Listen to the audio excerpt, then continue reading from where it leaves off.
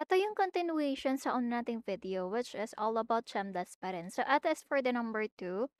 20, meron ako ditong given na 24 minus the quantity of, so 21 divide by 3 plus 3 raised to the power of 2 multiplied by your 2. So, meron ako ditong na-prepare na Chemdas the word. Okay, so ito yung magiging guide natin. So, first ating uunahin. First ating uunahin. Okay, so first step.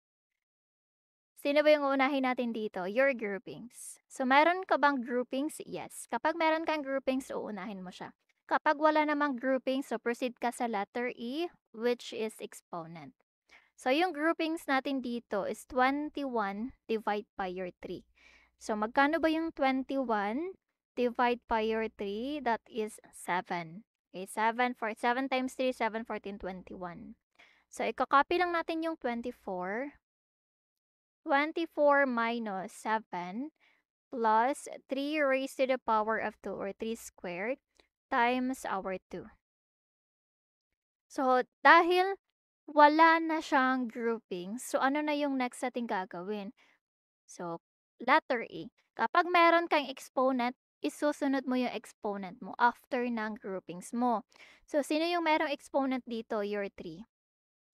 So, ano yung ibig sabihin na to? You are going to multiply the 3 2 times. Okay, hindi 3 times 2. So, ibig sabihin yan 3 times 3.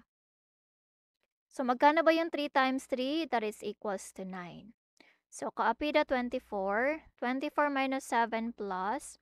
So, yung 3 squared natin magiging 9 na siya. Copy the times and then the 2 here.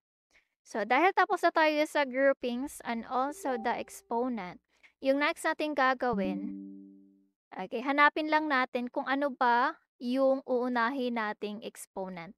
So, meron exponent operation. Meron tayo ditong 1, 2, and 3 na operation. So, ilolocate lang natin yan dito. Meron tayong subtraction, meron tayong addition, and meron tayong multiplication. So, yung naiba dito is the multiplication. Kasi yung addition mo and also the subtraction, magkatabi sila. Okay, so uunahin natin yung hindi magkatabi sa kanila, which is your letter M na nauna talaga sa Jamdas na rule natin. So, yung uunahin natin dito is 24, 24 multiply pala tayo. 9 times 2. Okay, kasi multiply yung uunahin natin. So, 9 times 2 is equals to 918. So, copy lang natin yung 24. 24 minus 7 plus, this is 18 na. Okay. So, eto is 18. So, yung natitirang operation natin is addition and then subtraction. So, addition and subtraction na yung natitira. So, ano ba yung uunahin natin since magkatabi sila? So, kagaya ng sinabi ko sa first video na kapag magkatabi yung operation mo, you are going to perform left to right talaga. Kung sino yung nauna sa left, yan yung uunahin mo to the right. So, dahil nauna yung ano natin dito, subtraction. So, si subtraction yung uunahin natin. Kasi from left to right, yung pagso-solve natin kapag magkatabi yung dalawang operation mo.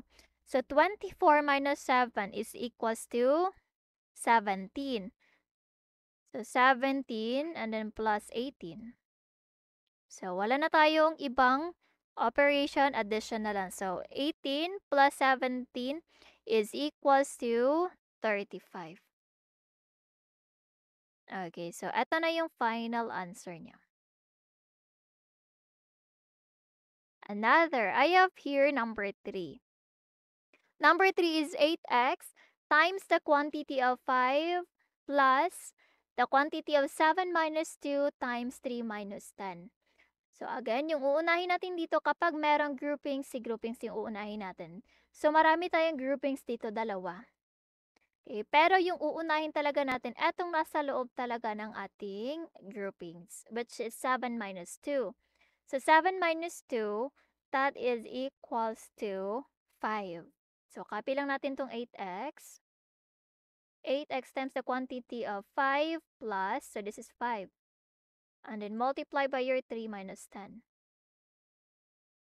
Next. So, meron na tayo ditong operation na ilan ba to?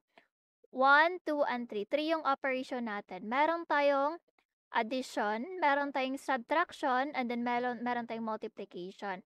So, yung naiba dito is the multiplication. So, uunahin natin yung multiplication. So, 5 times 3, 5, 10, 15. So, 8x times the quantity of 5 plus 15 minus our 10. Okay, so dahil tapos na tayo sa multiplication, okay, dahil magkatabi yung dalawa nating operation which is addition and subtraction, so we are going to perform the operation from left to right. Left to right yung gagawin natin. So, sino ba yung nauna dito sa left? Si 5 plus 15. 5 plus 15 is equals to 20. So, 8x and then 20 minus 10. Okay, so isa na lang yung natirang operation which is 20 minus 10. So, copy lang natin yung 8x. So, 8x, 8 times. Okay, naging variable tuloy. So, 8 times 20 minus 10 is equals to 10. So, yung final answer natin is equals to 80. Okay, so eto na yung final answer natin. Okay, so thank you so much. Bye-bye.